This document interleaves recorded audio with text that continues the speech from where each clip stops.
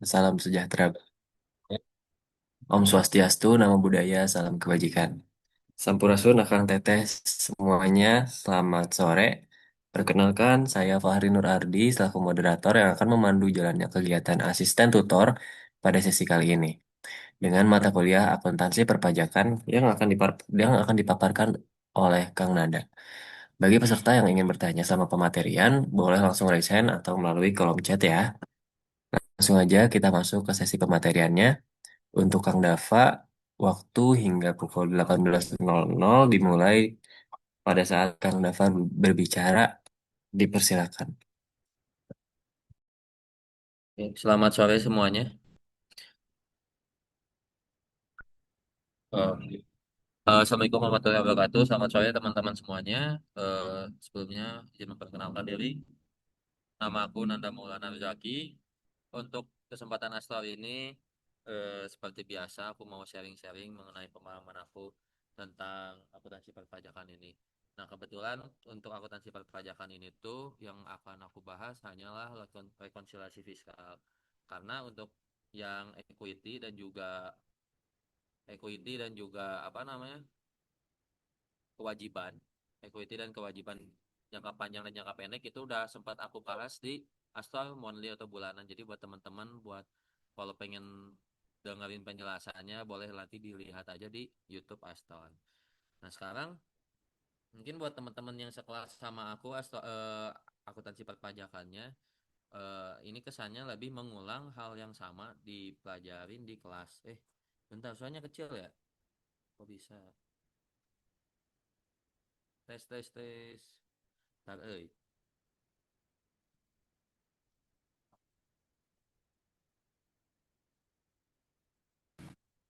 tes tes tes tes tes. Jual suaranya jelas ya. Halo halo. Nis dulu suaranya kecil nggak nih? Oh masih kecil ya. Bentar ya guys. Tes tes tes. Astaga.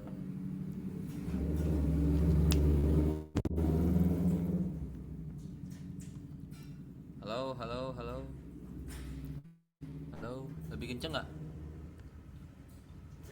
Lebih kenceng. Bentar saya mau Lumayan. matikan lagi. Oh. Hah? Oh ya Salvi ini gede ya? Kenapa suara gua kecil ya? Bentar. Pengaturan audio.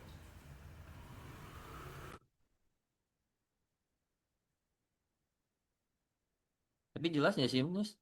Oh jelas. Oke. Berarti jangan pakai earphone aja. Oke ya. Semoga nggak terganggu sama yang di luar. Jadi untuk yang seperti yang aku jelaskan tadi di awal, kalau semisalnya untuk yang sekelas sama aku di kelasnya Bu Hairanis bakal nggak beda jauh. Tapi mungkin barangkali teman-teman ada yang nggak nangkep waktu penjelasan Bu Hairanis. Mungkin semoga saja terjawab di penjelasan di ini. Jadi rekonsiliasi fiskal ini tuh kan banyak hal ya, banyak hal yang harus kita pahamin, banyak detail yang harus kita perhatiin juga. Karena kadang salah dikit ya jadi salah ke sananya dan banyak banget juga aturan yang harus kita hafalkan atau pahami. Mungkin yang paling penting tuh untuk rekonsiliasi fiskal bisa teman-teman ingat tuh di PPh pasal 6, PPh pasal 9. Gua yang enggak ya. Pasal 9, kemudian PP 55 tahun 2022, pasal 11A, kemudian ya, dan pasal 8 atau juga tentang si PP 95 tahun 2010. Kalau nggak salah ya. Nanti bisa dicek lagi sih. Nah, ini tuh hal-hal yang berkaitan dan selalu dan banyak yang bersinggungan dengan si rekonsiliasi fiskal ini. Jadi paling kita mulai aja. Di kelas lu dapat soal ini nggak nih? Dapat ya? Modul 13. Ah, Dapat tapi nggak nyampe. nggak nggak dibahas. Oke. Mungkin kita coba bahas ya. Nah, di soalnya ini aku langsung ambil dari template soalnya. Jadi template soalnya di sini tuh ada ya langsung. Jadi aku salin dan langsung coba bahas aja. Nah, seperti biasa, kalau semisalnya dalam biaya penyusutan fiskal, dalam biaya penyusutan itu antara komersial dan fiskal itu pasti terjadi perbedaan. Kenapa? Karena dalam apa namanya dalam komersial itu tuh diperbolehkan berapapun tahunnya, misalnya mau 3 tahun, 4 tahun, 5 tahun, 6 tahun dan sebagainya. Sementara dalam fiskal itu kan cuma diperbolehkan beberapa golongan 1 sampai 4. Golongan pertama itu 4 tahun, golongan kedua itu 8 tahun, golongan ketiga itu 16 tahun, dan golongan keempat itu adalah 20 tahun. Jadi itu yang sebenarnya perlu diingat dan kayaknya nggak terlalu susah sih. Karena ini strike lane juga. Jadi tinggal kelipatan aja. 4 tahun berarti 25%, 8 tahun 12,5%, 16 tahun 6,25, dan 20 tahun itu 5%. Oke. Nah, jadi di sini juga langsung ada contohnya. Untuk pertama, bukan bangunan, kelompok satu itu tuh dia karena kelompok satu dibagi 4 tahun 25%, berarti per tahunnya itu adalah harga perolehan dikali 25%, didapatkan 48.550. Kemudian di kelompok 2 yang tadi dibilang 12,5%, berarti ini harga perolehannya dikali 91, dikali 12,5%, jadi 91.800. Kemudian di kelompok tiganya itu nilai harga perolehan dikali 6,25% didapat 46,250. Dan di kelompok empatnya dikali 5% itu mendapat hasilnya 23.410. Nah, kemudian ada penambahan, ternyata ada pembelian nih. Pembelian di bulan Juli yang mana itu tuh pertengahan tahun. Dan kalau misalnya dalam pertengahan tahun itu tuh kita nggak bisa mengakui keseluruhannya. Berarti kalau misalnya dilihat bulan 7 dan tanggal 1, berarti kita mulai menghitungnya di bulan 7. Bulan 7 sampai bulan Desember itu 6 bulan. Maka dari hasil harga perolehan dikali tarifnya itu dikalikan 6 per 12. Jadi hasilnya 8.125, bukan 16.50, 16.500. Nah, kemudian untuk permanen itu biasanya cuma hanya ada dua golongan gitu. Yang 10 dan 20 tahun. Yang 10 tahun tuh biasanya yang tidak permanen aja. Jadi yang permanen ini langsung dikalikan aja 1,2 dikalikan 5%, hasilnya 60.000. Sebenarnya ini kan dalam ribuan ya. Jadi sebenarnya 60 juta. Dan ini tidak permanen 320.000 dikali 10% hasilnya 32.000. Nah, hasil dari si penyusutan ini itu tuh diinformasikan dalam soalnya bahwasannya ada alokasi penyusutan yang mana masing-masing itu ada ke harga pokok produksi sebesar 70%, 20% pada biaya operasional, dan 10% kepada biaya administrasi. Maka kita di sini membandingkan terlebih dahulu nih. Di sini kan ada informasi juga kalau penyusutan komersialnya senilai 301 juta. 301 juta, dan untuk yang fiskalnya 310. Maka selisihnya, atau ya selisih antara koleksi fiskal dan koleksi komersialnya itu tuh sebesar 8.715. Dan ini tuh disebut DTL. Kenapa disebut DTL? Karena ini kan masuknya ke koleksi negatif. Koleksi negatif yang mana penyusutan dicatatkan di dalam fiskal itu lebih besar. Aturannya kalau semisalnya beban lebih besar, itu kan eh, penghasilannya lebih kecil. Ini kebalik ya sih? Harusnya bukan DTL, DTA. Ini komersial 301. Ini harusnya DTA nggak sih? Hmm. Ini kan karena kita itu bayarnya itu lebih dikit dibanding dibanding fiskal. Karena kan, oh nggak, kebalik, ya benar DTL. DTL, DTL. Suka kebalik nih. Ya, pokoknya ketika ada selisih, itu tuh kalau semisalnya penghasilan dari fiskal itu lebih banyak dibanding penghasilan dari komersial, maka akan menghasilkan DTL. Kalau semisalnya kita komersialnya itu lebih besar penghasilannya, yang maka nanti kena pajaknya, itu maka DTA, gitu simpelnya. Oke. Nah, dari 8.715 ini tuh kita membagi secara proporsional. Membagi secara proporsional, ini dikalikan 70%, kemudian ini dikalikan 20%, dan ini 10%. Maka didapatkan hasilnya kalau dijumlahin tetap 310.000. Yang mana ini nanti bakal dialokasiin ke rekonsiliasi rekonsiliasi pada harga pokok produksi, kemudian tuh biaya operasional dan juga pendapatan beban-beban lainnya. Oh ya, buat kawan-kawan kalau misalnya ada pertanyaan boleh langsung dipotong aja. Nah, kemudian di sini kita lihat di soalnya harga pokok produksi pembelian bahan baku ini tuh tadi dari 6,8 miliar di pembelian lokal dan 4,21 di pembelian impor. Pembelian lokalnya itu 4,2 dan pembelian impornya itu 2,6. Dan yang mana kalau dijumlahin hasilnya adalah 6,841. Nah, 6,841 tuh tidak ada koreksi apa-apa, maka dibiarkan aja. Kemudian berarti dijumlahkan tuh persediaan di awal tahun ditambah juga dengan pembelian dikurangi dengan biaya transportasi hasilnya adalah 724.850. Dan ending inventory-nya adalah 318.500 di soal, maka ketika kita jumlahkan sebesar 6.929.650. Ini tuh adalah biaya pemakaian bahan baku atau HPP-nya, HPP dari si siklus ini. Nah, kemudian ada juga biaya tenaga kerja. Biaya tenaga kerja tuh di sini juga tidak ada koreksi apa-apa, maka tidak usah dihiraukan. Kemudian selanjutnya tenaga kerja tidak langsung juga tidak ada informasi apa-apa, bahan penolong juga tidak ada informasi apa-apa. Nah, kemudian di sini tuh sering yang bikin rancu biaya menyediakan makan siang untuk karyawan dengan memesan catering pada CV Eco senilai 378.600. Nah, beberapa orang tuh kadang masih ada yang bingung atau terkecoh dengan aturan lama. Kalau semisalnya aturan lama memang natura kenikmatan berupa makanan tersebut itu tidak bisa dibebankan. Tapi di dalam aturan baru, eh, setelah Undang-Undang Harmonisasi, di dalam PPh Pasal 6 Ayat 1 huruf N, biaya penggantian atau imbalan yang diberikan dalam bentuk natura dan atau kenikmatan itu tuh dapat dibebankan. Sehingga sepenuhnya angka 378.600 ini tuh dapat dibebankan. Nah, kemudian PPh Pasal 1 ini tuh maksudnya adalah eh kalau di soal ada keterangannya. PPh pasal 21 yang dibayar senilai 557 juta. Senilai 46 jutanya diberikan dalam bentuk tunjangan pajak kepada karyawan dan sisanya merupakan pajak yang dibayar atau ditanggung perusahaan untuk karyawan ekspatriat. Jadi tunjangan tunjangan pajak itu tuh diperbolehkan di dalam PPh pasal yang tidak boleh dibebankan tuh adalah PPh pasal yang dibayarkan, yang ditanggung oleh perusahaan. Jadi beda antara ditanggung dan jadi tunjangan.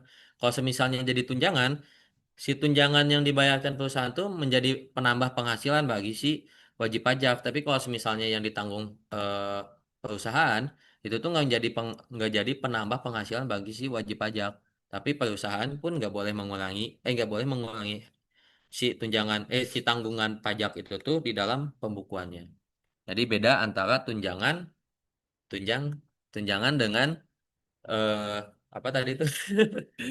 Nggak ngomong tunjang ya. Dan juga eh apa sih tadi lupa? Ah, ditanggung. Astaga lupa. Sorry sorry guys kurang tidur. Nah, kemudian soal selanjutnya premi asuransi. Di sini tuh kan dijelasin pertama ada 32 juta. 32 juta itu tuh terdiri dari JAKK. JAKK-nya itu adalah 15.967. Nah, aduh, pindah-pindah nih. Nah, kemudian tuh ada juga keselamatan kerja 1.267.267 dan juga ada ini mah biasa pam salah. Sorry sorry. Nah sih pindah-pindah wae. Nah, oke. Semoga nggak pindah-pindah lagi. 9 9 juta. Bentar ini juga salah nih. Harusnya pakai titik. 967 ini 9.340 sama 6.120. Yang ditanggung perusahaan dan sisanya adalah iuran jaminan hari tua yang ditanggung karyawan yang semuanya dibayarkan perusahaan ke BPJS Ketenagakerjaan. Nah, kalau dijumlahin itu tuh hasilnya gak nyampe 32.210. 32.210 Selisihnya adalah adalah iuran jaminan hari tua yang dibayarkan karyawan. Nah, karena dibayarkan karyawan berarti kan bukan uang perusahaan ya. Jadi nggak boleh dimasukkan ke dalam biaya perusahaan. Sehingga dilakukan koreksi positif sebesar 783, yang mana hasilnya dari 32.210 jadi 31.427 rupiah. Nah, ini tuh ada di PP Pasal 9, biaya yang dibebankan atau dikeluarkan untuk kepentingan pribadi atau pemegang saham atau sekutu itu tidak boleh dibebankan. Nah, kemudian pakaian seragam. Nah, pakaian seragam tuh sebenarnya eh kalau waktu itu sempat Bu Herni sempat ngejelasin tuh kalau seragam tuh ada yang masih rancu gitu antara boleh atau tidak, tapi sementara itu diperbolehkan. Jadi di sini tuh juga disebutin di Natura natura dan atau kenikmatan yang harus disediakan oleh pemberi kerja dalam pelaksanaan pekerjaan sehubungan dengan persyaratan mengenai keamanan, kesehatan dan atau keselamatan. Jadi pakaian seragam, pakaian peralatan untuk keselamatan itu tuh boleh dibebankan. Tuh, ini ada chatnya, aman. Oke. Nah, ini halangan. Nah, jadi keseluruhan dari si pakaian ini di poin 5 ya. Yang 19 juta seragam, kemudian untuk keselamatan kerja 1,2 juta dan juga pakaian satpam 1,6 juta itu boleh semuanya dibebankan di dalam pembukuan komersial maupun fiskal. Nah, kemudian kemudian di poin 6 dalam biaya reparasi dan pemeliharaan senilai 47 juta, itu tuh terdiri dari pemeliharaan gedung pabrik senilai 24 juta, transit karyawan 6 juta, dan angkutan barang senilai 8 juta. Dan sisanya tuh untuk biaya pemeliharaan kendaraan milik perusahaan yang digunakan oleh para manajer. Nah, balik lagi nih tuh sebenarnya soal pengecoh, karena kan para manajer itu di sini juga bukan pemegang saham pertama. Terus yang kedua ini juga kan kendaraan milik perusahaan gitu. Yang mana kalau kendaraan milik perusahaan tuh pasti digunakan juga untuk operasional. Jadi nggak ada permasalahan di dalam poin ini yang mengharuskan diadakannya koreksi fiskal, mau itu positif ataupun negatif. Jadi keseluruhannya dapat dibebankan. Hmm. Nan Baik. mau nenan, Boleh, punten boleh. itu ya kalau kalau kalau bedanya pemegang saham sama bukan pemegang saham tuh, lu tahu nggak kayak treatment perpajakannya gimana? Kalau setahu gua tuh ya waktu itu tuh sempat ada aturannya kalau semisalnya kan kalau pemegang saham tuh atau direktur tuh dalam tanda kutip setengah pemiliknya atau bahkan dia pemiliknya sehingga hal tersebut tuh bisa jadi rancu antara itu pemakaian pribadi atau pemakaian untuk keperluan eh, operasional. Dan kalau di aturan lama tuh ada keterangan untuk pembebanannya itu hanya 50%. Tapi kalau semisalnya di aturan baru tuh waktu itu sempat dijelasin tuh jadinya diperbolehkan untuk dibebankan keseluruhannya gitu. Tapi nanti aku coba cari-cari lagi detailnya dan kalau misalnya nemu aku kirim ke grup lah atau dimasukin ke dalam file ini. Gimana Mi?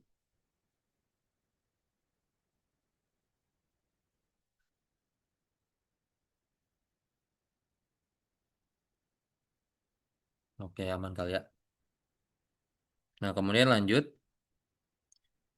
Ini cuman sampai poin 6 udah, poin 7.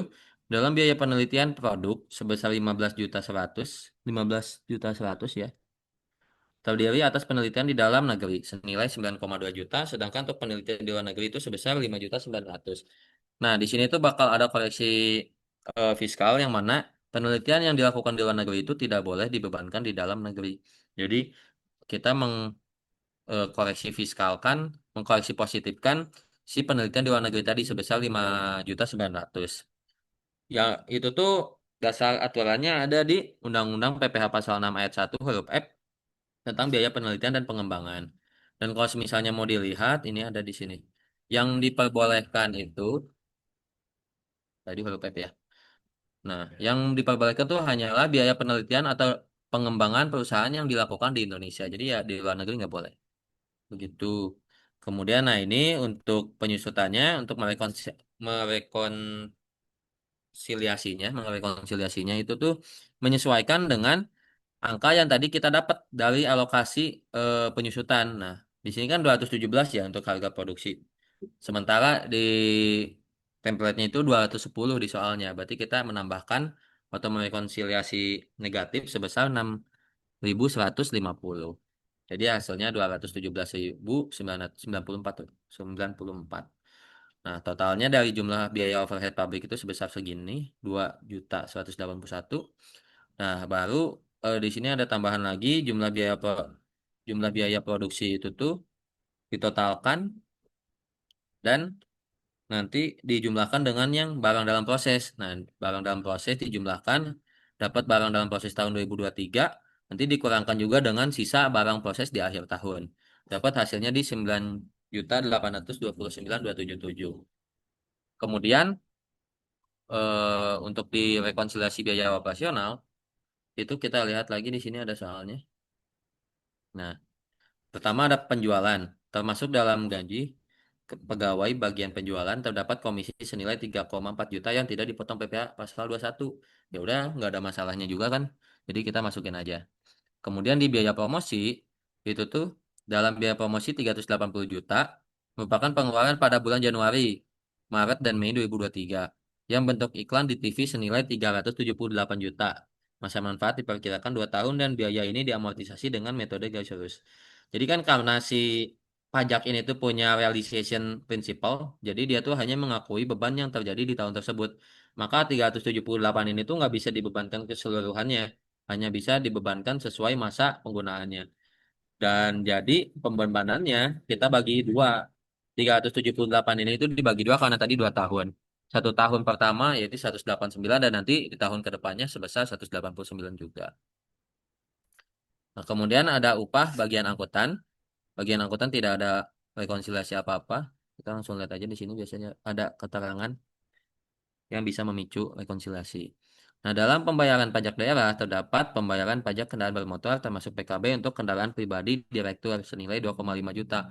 Nah, di sini tuh ada keterangannya di pasal PPh pasal 9 ayat 1 huruf B bahwasanya biaya yang dibebankan atau dikeluarkan untuk kepentingan pribadi pemegang saham sekutu atau anggota itu tidak boleh dibebankan sehingga kita mengkoreksi positifkan pajak daerah tadi sebesar 2,5.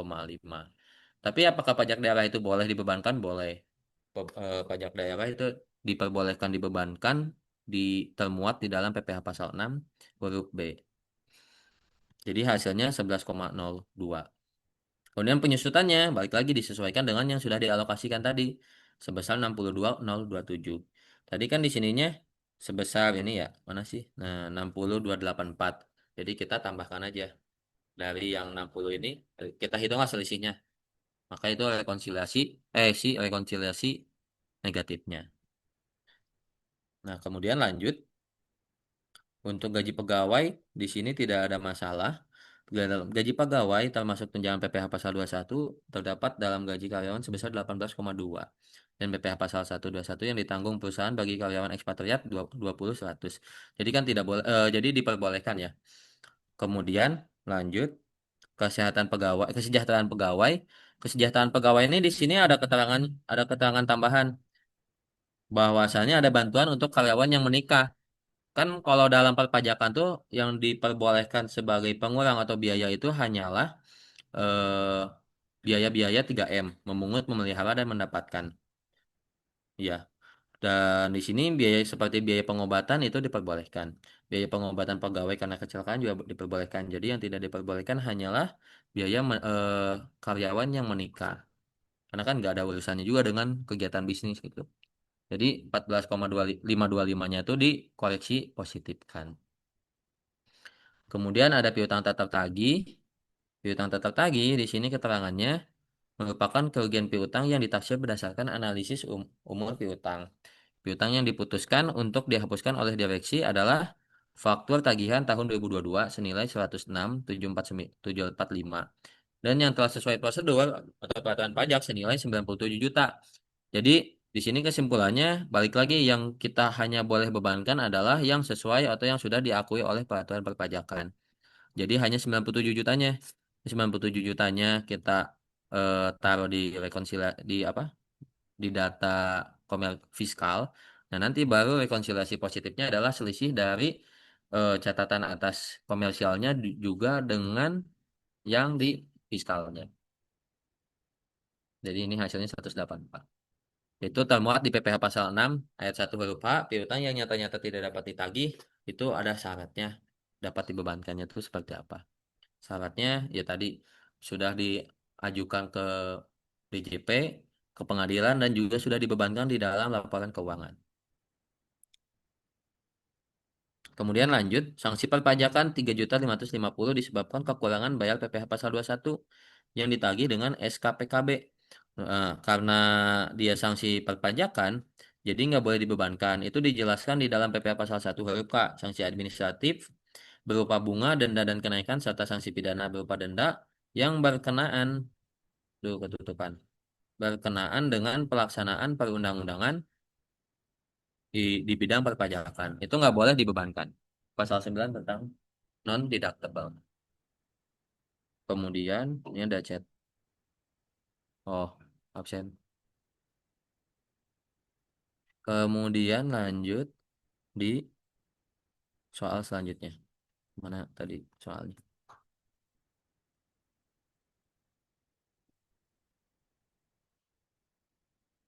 Nah, di sini ada sumbangan. Sumbangan sebesar 150 juta. Diberikan kepada panti asuhan Tunas Harapan senilai 40 juta. Bantuan pompa air untuk lingkungan setempat senilai 30 juta. Dan serta untuk sumbangan komputer 80 juta. Mana sih, mana aja yang boleh dibebankan tuh? Yang boleh dibebankan tuh sebenarnya hanyalah si fasilitas pendidikan. Sebenarnya untuk lingkungan setempat juga diperbolehkan, cuman dilihat dari cakupannya. Biasanya untuk lingkungan tuh lingkungan dalam cakupan yang besar. Ini kan hanya lingkungan setempat, jadi cakupannya kecil tidak boleh dibebankan. Jadi yang hanya diperbolehkan dibebankan tuh hanya fasilitas pendidikan bagi sebuah sekolah. Jadi untuk panti asuhan itu nggak boleh dibebankan. Dan apakah sumbangan untuk bencana itu boleh dibebankan? Jawabannya boleh selagi dia sudah dinyatakan sebagai bencana nasional. Jadi kalau misalnya kayak kemarin ada bencana di Aceh walaupun udah besar gitu. Bencananya itu sebenarnya harusnya masuk ke skala nasional, tapi nggak diumumkan sebagai bencana skala nasional, maka beban-beban yang dikeluarkan atas sumbangan untuk bencana Aceh kemarin itu nggak boleh dibebankan di dalam perpajakan. Begitu guys. Mana sih tadi? Kelebihan. Nah ini. Jadi yang hanya boleh dibebankan 80 juta, 70 jutanya dia rekon positif. Kemudian lanjut, PPh pasal 25 nih. PPh pasal 25 tuh ya nyata-nyata dia merupakan PPh eh, pajak penghasilan. Jadi pajak penghasilan yang nggak boleh dibebankan. Kemudian PPN juga, ya ini kan PPN yang mau dibayarkan ke bank. Dan dalam urusan perpajakan, perhitungan akan PPN tuh dipisahkan kecuali PPN itu tuh merupakan PPN masukan yang nggak akan dikreditkan. Karena dia tidak akan dikreditkan, maka dia langsung dibebankan di dalam laporan keuangan. Tapi ini adalah PPN yang disetorkan ke bank, artinya sudah melalui proses perhitungan. Jadi nggak boleh dihitung di dalam laporan ini. Jadi dia koreksi positif. Nah, kemudian biaya training karyawan itu diperbolehkan tertera di dalam PPh pasal 6 ayat 1 huruf G. Biaya beasiswa, magang, dan pelatihan itu boleh dibebankan. Kemudian telepon listrik dan air tidak ada masalah. Di sini ada keterangannya deh. Dalam biaya telepon listrik dan air sebesar 19.250 termasuk pengisian ulang untuk ponsel yang digunakan karyawan bagi kepentingan perusahaan. Balik lagi kepentingan perusahaan. Jadi ya diperbolehkan aja. Kemudian bonus dan jasa produksi yang dibayarkan kepada karyawan senilai 120 juta merupakan beban biaya administratif. Itu juga diperbolehkan. 120 juta ya. Kok di sini nggak ada?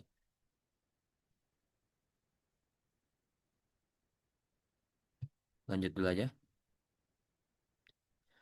Kemudian di dalam biaya umum sebesar 185 juta 920 terdapat di dalamnya pengeluaran biaya entertainment sebesar 63.860 di mana hanya ada senilai 53.100 yang ada daftar nominatifnya. Nah, di dalam pajak itu tuh aduh aku tuh tadi tuh nggak sempet nyari sumbernya. Cuman ya dalam perhitungannya yang boleh dibebankan tuh hanyalah beban pajak yang memang sudah ada daftar nominatifnya. Jadi kalau semisalnya ada biaya beban entertainment yang tidak ada daftar nominatifnya itu tidak boleh dibebankan. Sehingga di sini itu kan tadi dijelasinnya dalam 63.860 biaya entertainment hanya 53.100.000-nya yang ada daftar nominatifnya. Berarti selisihnya itu nggak ada. Maka rekonsiliasi positifnya itu hanyalah selisih dari si biaya entertainment tadi yang nggak ada daftar nominatifnya. Nah, nanti jumlah administrasi, oh ini nih, biaya bonus dan jasa produksi 120 juta. Nah, nanti jumlah biaya administrasi dan juga umumnya itu dijumlahkan dan dapatlah hasilnya sebesar 1,3.800.000. Oh, ini kelewat. Penyusutan balik lagi, penyusutan dilihat di sini ya. Disesuaikan dengan yang ada di di alokasi tadi 31.000 bagi 31.000 berarti selisihnya 871,50 gitu. Kemudian di sini ada tentang pendapatan dan biaya lain-lain. Pendapatan dan biaya dan beban lain-lain itu ada pertama dividen yang diterima berasal dari penyitaan sebesar 24% pada PT Sentro dan penyertaan 35% pada PT Delima. Kalau dulu emang minimal 25% baru dianggap sebagai bukan objek pajak. Tapi kalau sekarang selagi itu penerimanya adalah PPh Badan, mau seberapa besar pun kepemilikan perusahaan tersebut pada perusahaan yang lain, maka atas dividennya tidak dikenakan pajak sama sekali atau dia merupakan bukan objek pajak sehingga dilakukan kalkulasi fiskal negatif. Kemudian di sini ada hasil bunga dari PT Sumarekon dan bunga deposito yang mana masing-masing merupakan ini kok masih di sini. Oh, kalau dari bunga deposito itu dia merupakan PPh final. PPh final berarti nggak boleh dimasukkan ke dalam perhitungan. Sementara untuk hasil dari PT Sumarekon merupakan perusahaan, maka dia masuknya ke dalam PPh pasal 23 atas bunga yang nanti dikenakan tarif sebesar 2%. Nah, kemudian ada laba penjualan saham di BEI itu penjelasannya di sini enggak? Berarti ini dari soal ya. Coba kita lihat. Nah, ini dari soal. Dia masuknya ke dalam penghasilan penghasilan final. Penghasilan final berarti kita nggak boleh memperhitungkan kembali di dalam si rekonsiliasi fiskal ini. Jadi kita melakukan kalkulasi fiskal negatif. Kemudian sewa mesin si PT Lazuardi, ini tuh PT Lazuardi mencatatkannya neto. Sementara kan harusnya brutonya dulu, karena nanti pengurangnya bakal dikurangkan di akhir. Maka kita menambahkan 280 yang merupakan pajak dari dari sewa tadi sehingga sewa mesin tadi sehingga ditambahkan dengan 13.720 hasilnya adalah 14.000.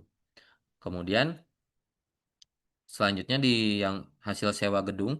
Hasil sewa gedung itu kan sewa gedung merupakan bagian dari sewa tanah dan bangunan. Sewa tanah dan bangunan yang dikenakan tarif 10% tersebut itu merupakan bagian dari PPh final, PPh pasal 4 ayat 2. Jadi dia nggak boleh dibebankan di sini, nggak boleh diperhitungkan di sini. Jadi dia harus dikeluarkan. Kemudian teh laba selisih kurs. Laba selisih kurs itu diperbolehkan karena dia merupakan hasil dari realisasi realisasi atas perubahan nilai kurs yang terjadi. Sehingga ketika realisasi tersebut itu terjadi, maka keuntungannya diakui sebagai penghasilan.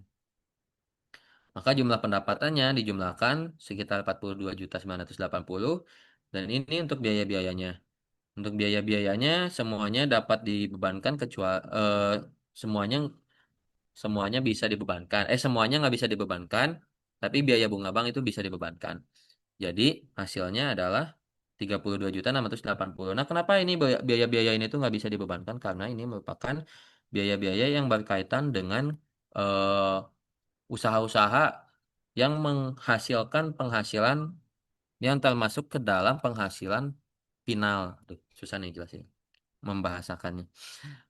Ini kan administrasi di pasar busa, kemudian tuh pemeliharaan gedung yang disewakan, itu tuh merupakan kegiatan yang dihasilkan karena adanya penghasilan final. Maka dia nggak boleh dibebankan.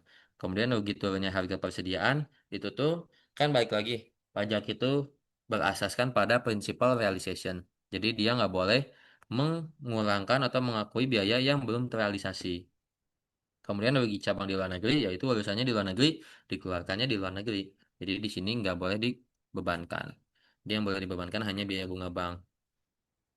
Kemudian lanjut, biaya bunga bank itu ya semacam kayak kita minjem dan sebagainya. Nah, kemudian jumlah beban udah dikurangkan dengan jumlah pendapatan hasilnya 32.680. Nah, baru kita menghitung nih. Nan, sorry Nan, mau nanya lagi Nan. Boleh? Bunga bank itu bukan objek pajak apa dikecualikan dari objek pajak PPh pasal 23 deh? Gue lupa. Yang ini?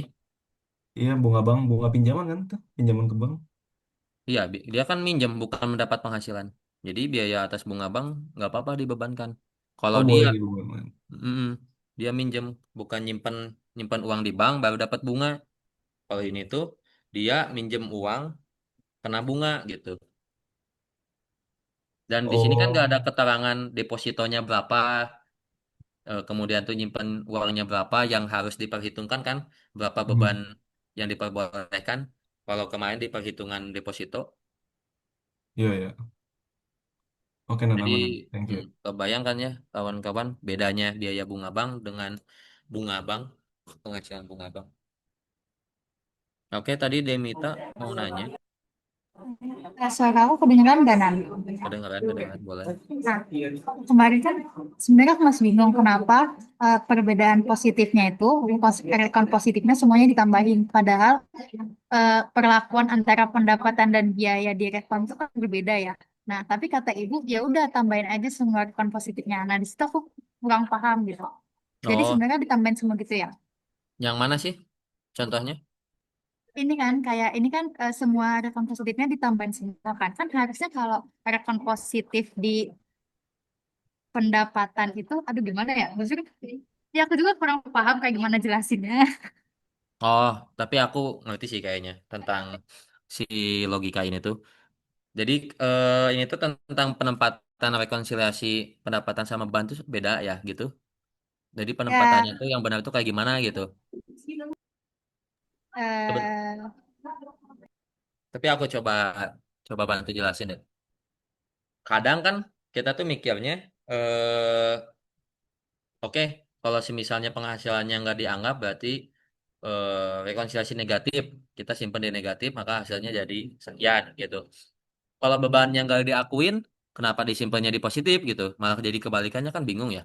Nah, paling cara mudahnya sih kalau aku pribadi memahaminya adalah rekonsiliasi positif itu adalah ketika kita menambahkan nilai rekonsiliasi positif, rekon positif nih, beban pajak, apa ya, pajak yang akan terhutang itu akan bertambah. Sementara rekon negatif, pajak yang akan terhutang akan berkurang. Mm-mm. Kenapa bisa kayak gini? Karena contohnya kayak gini misal, tadi penyusutan aja penyusutan.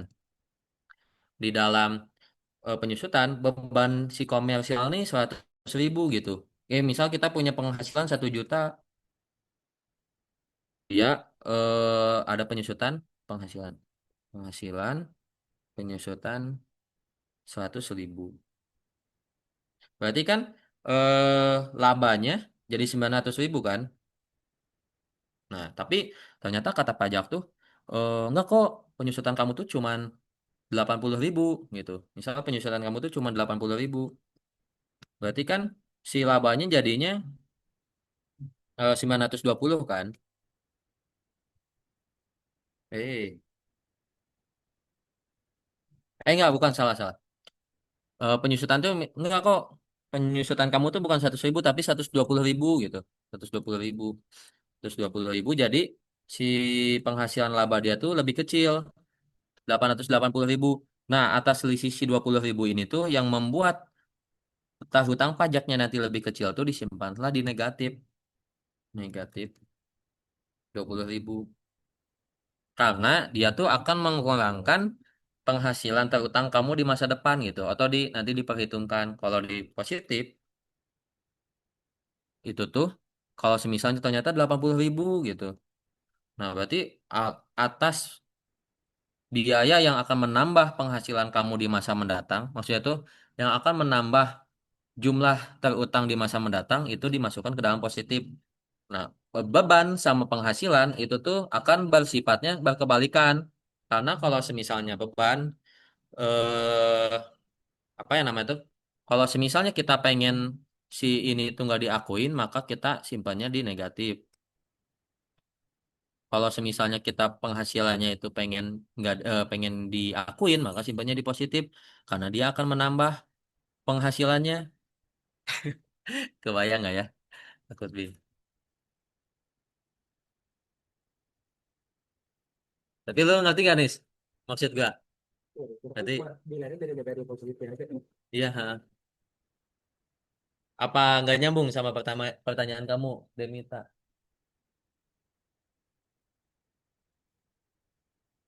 Soal gue kedengaran nggak sih? Sebenarnya aku tuh bingung aku nanyain apa karena udah aman kan aman. Udah. Aman, aman. Makasih Oke. Nanda. Oh iya. Oke. Soalnya banyak teman-teman juga yang sering nanyain hal yang kayak gitu kan. Maksudnya tuh banyak orang yang kayak, aduh bingung, ini nyimpannya di positif atau negatif? Pas disimpan negatif, kenapa disimpan positif? Pas disimpan positif, kenapa di negatif gitu? Oke, kita lanjut dulu aja. Nah, kemudian di dalam penjualan, maka kita menjumlahkan dari si penjualannya. Penjualan ini dijumlahin, dikurangi dengan potongan tunai dan retur. Kemudian juga ini persediaannya. Dan di sini ada apa namanya itu? Rekonsiliasinya. Rekonsiliasinya ada 6683 sama 6100. Ini dapat dari mana? Dari tabel yang di atas. Nah, ini nih kan di sini ada mana sih?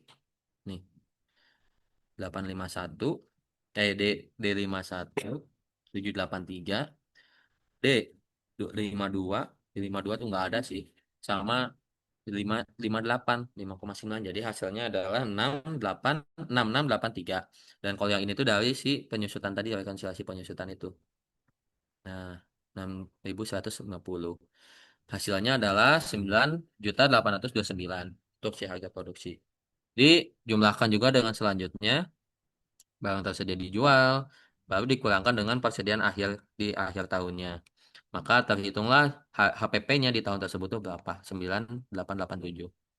Nah, nanti dapatlah angkanya setelah kita mengurangkan antara penjualan neto dengan HPP-nya. Maka kita dapat labanya. Nah, labanya 4,4 juta. Nah, di sini biaya operasional kan juga tadi terjadi ya. Kita sebenarnya tinggal ngejumlah-jumlahin aja, guys. Ngejumlah-jumlahin. Nah, ini kan ada ini jumlahnya. Kita tinggal pindahin aja ke sini. Nanti hasilnya bakal sama kayak yang di tabel di atas. Jadi fungsi-fungsi tabel di atas tadi itu untuk nanti kita menghitung nih di sini. Di sini berapa sih yang bakal kita hitung penghasilan kena pajaknya. Laba operasional dari biaya operasional mengurangkan laba bruto menghasilkan laba operasional.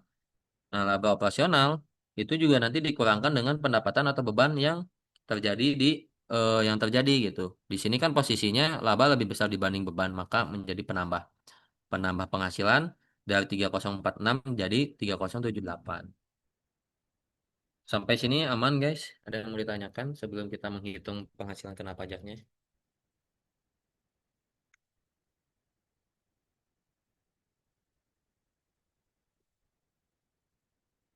Kayaknya aman.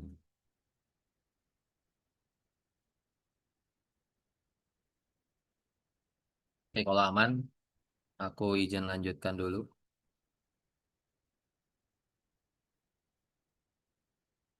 Nah, di dalam menghitung PPh, dalam menghitung pajak penghasilan badan, itu tuh ada tiga hal yang perlu kita pahami. Apakah penghasilannya, apakah penghasilan bruto itu di bawah 4,8, apakah di antara 4,8 sampai 50 M, atau di atas 50 M. Ya kan? Kalau misalnya di bawah 4,8, dia flat kena di 11%. Kena fasilitas 11%, 11%, ya 11%. Itu tuh ada di pasal 31E, 50% dari si 22%.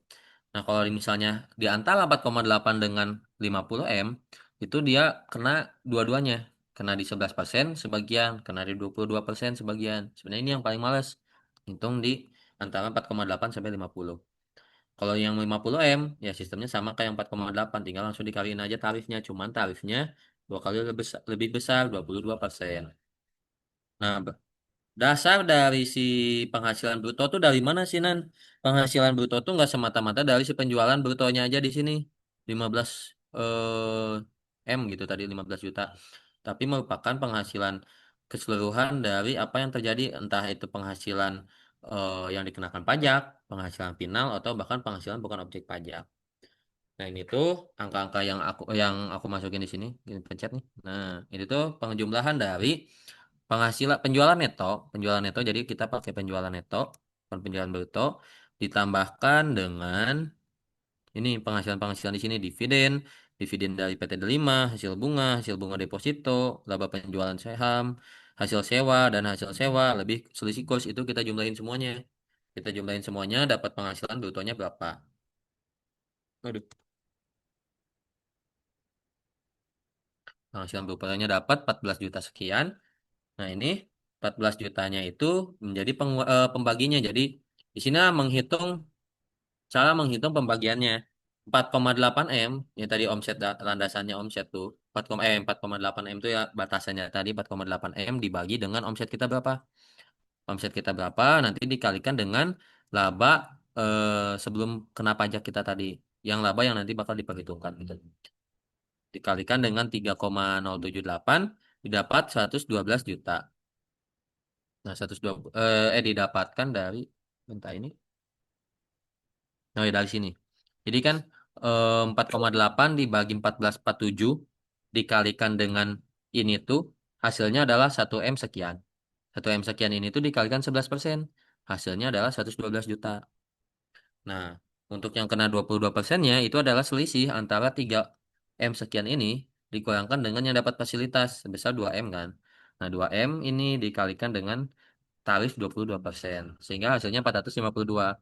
452 ini dijumlahkan dengan tadi pajak yang di 11%-nya berapa? Hasilnya 565 juta. Nah, tapi belum beres sampai sini. Ini ya apa namanya itu? Pajak pokoknya lah, pajak pokoknya. Pajak pokoknya 565 juta dan kita perlu mengurangkan dengan pajak-pajak yang sudah kita bayarkan di awal tadi. Nah, di sini ada PPh pasal 22. Kenapa bisa ada PPh pasal 22? Karena di soal pertama tadi, di penjualan, di pembelian tuh ada keterangannya. Ada pembelian impor sebesar 2,631. Dengan keterangan dia sudah punya API. Kalau dia sudah punya API, artinya dia cuma kena di 2,5%. Dia kena di 2,5%. Kalau ini angkanya kecil banget. 1, 2, 3. Nah, kemudian ini bunga, ini juga kecil. 1, 2, 3. Nah, ya. 180.000. 3825.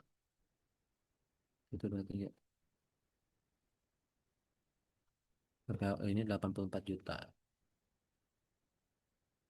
1, 2, 3. 1, 2, 3. Nah, oke. Nah, kemudian dikalikan 2,5% atas nilai transaksi di PPh pasal 22 tadi. Kemudian bunga pinjaman juga dia kok kena di 1,5 ya? Oh ya, dikenal. Sesuai munanya itu penghasilan bruto 14,470 sekian dapat dari pendapatan lain-lain ditambah penjualan neto apa bruto ditambahin penjualan neto. Jadi ini Nur Alia ini ditambahin penjualan neto. Aku izin ulang ya. Ini diulangi. Dijumlahkan dengan penjualan neto dan ditambah penghasilan-penghasilan lainnya. Penghasilan entah itu dari final, non final atau bahkan bukan objek pajak. Itu semoga terjawab. Selanjutnya ya ini 1,5. 1,5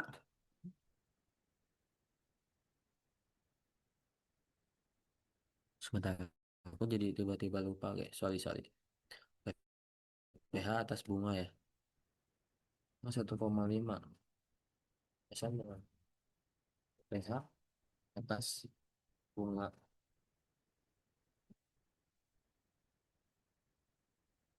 deposito.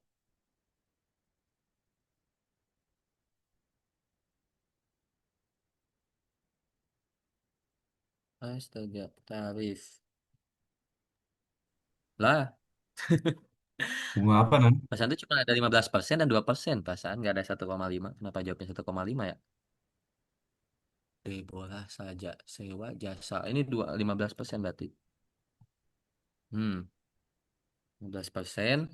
Kemudian untuk sewa mesin baru nih 2%.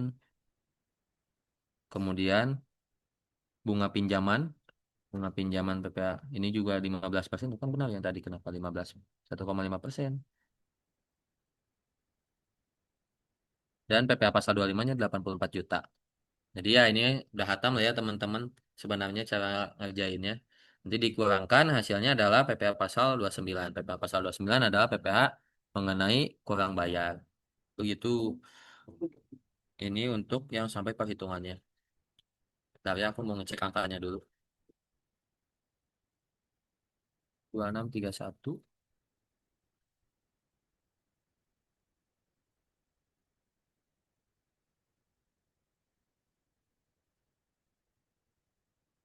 Boleh Denita silahkan. Nanda mau nanya yang bunga pinjaman satu lagi itu dari mana ya? Yang PPh 3 bunga pinjaman yang satu lagi. Yang lima Bentar. ratus sekian. Oh, wait. Apa aku masukin ya? Sorry chat. Aku mau cek dulu. Hasil bunga deposito sama hasil bunga. Bentar. Itu dari mana ya? Wait. Aku jadi lupa. 38250. 38.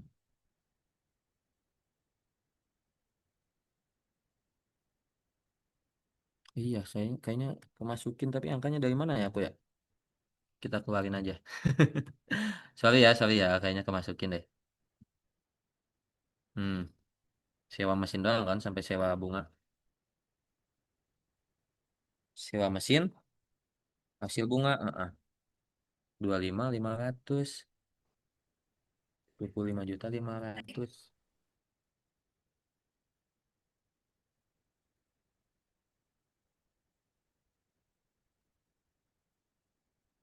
25.500. Oke. Oke, makasih banyak diminta untuk koreksinya. Sepertinya Nan, Sama mau kayaknya nanya nan? yang satu lagi tuh kurang deh Dan yang mana? persenannya. Karena kan itu yang PPh 23-nya itu bukan yang PPh 22 harusnya enggak Nolnya? Nolnya kurang kah? yang di bawah PPh 23 bunga pinjaman kayaknya nggak ada persennya deh Dan. Yang ini. Yang atas Ini 19 ya bunga ada. pinjaman. Ada kok ini. Tapi kayak ini ya, jadi malah nambah gitu ya. Apa nolnya kelebihan itu? Anjay, liur.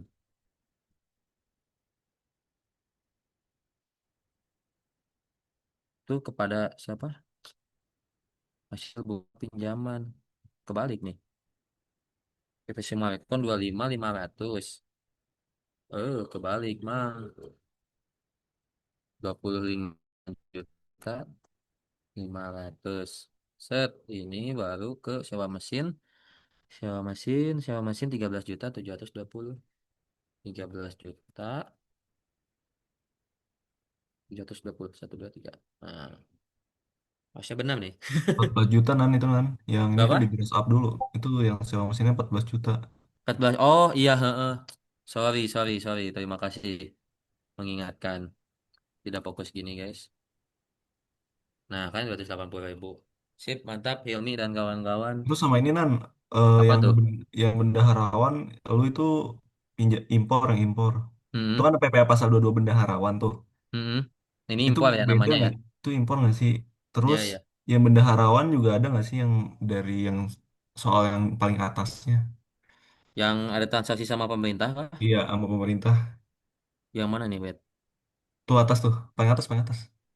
Oh ini kelewat ya. Ah, Dalam penjualan bruto termasuk penjualan kepada Dinas Pendidikan 132. Oke, kali 132. 1,5 Berarti kan, dikalikan 1,8. 1,5 ya. Ya. Oke, terima kasih sudah mengingatkan. Dua-dua bendaharawan 132 juta ya. 132, 123, 123, dikali 1,5%. Sip, mantap. Ada lagi yang kelewat gitu guys? Nggak ada ya? Semoga nggak ada.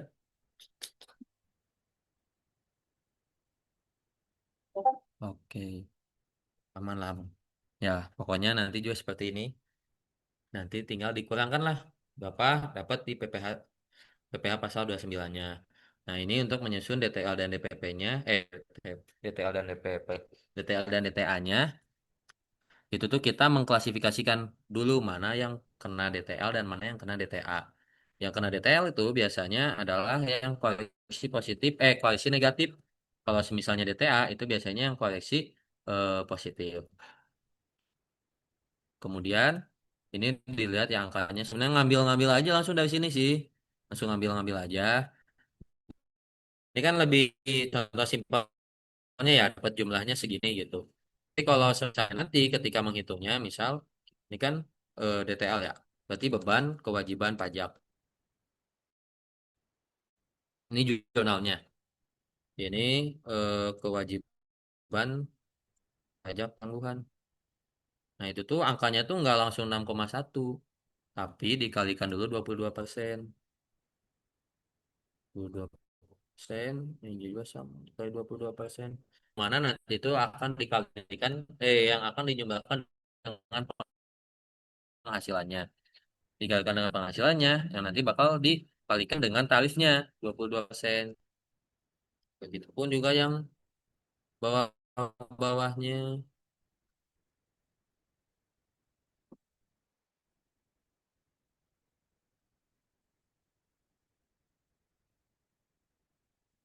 Bos.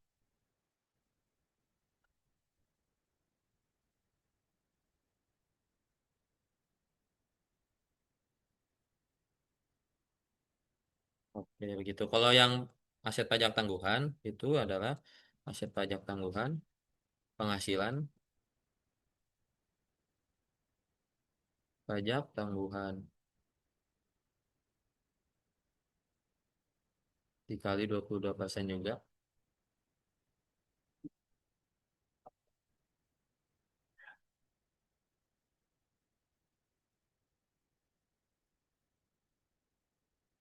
Oke, beres.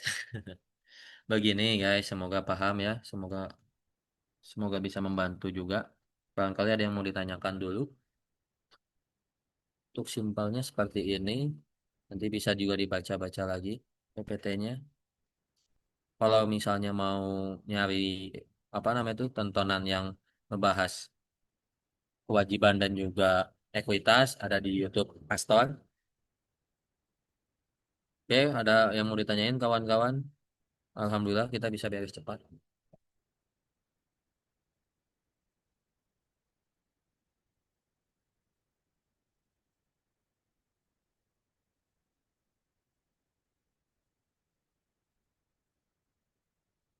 Nah, moderator sepertinya tidak ada yang mau ditanyakan. Mungkin boleh langsung diambil alih sama moderator. Nanti aku share nih.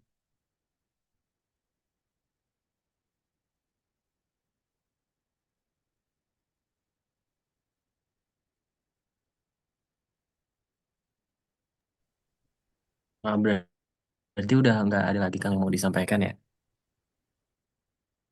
Dari aku nggak ada sih kayaknya. Udah. Ini semoga puas teman-teman lancar. Jangan lupa istirahat. Belajar yang cukup saja.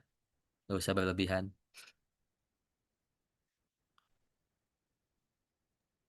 Baik, kalau memang tidak ada lagi yang disampaikan, terima kasih untuk Kang Nanda. Semoga apa yang disampaikan bisa bermanfaat untuk kita semua. Dan kali ini dimohon untuk Akang Teteh sekalian untuk menyalakan kamera karena kita akan melakukan sesi dokumentasi. Dan jangan lupa untuk tim PDD mendukung apa yang kita lakukan hari ini.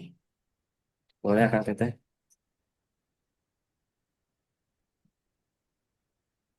Belajar bahasa. Sepertinya. One mic, cok. Lupa.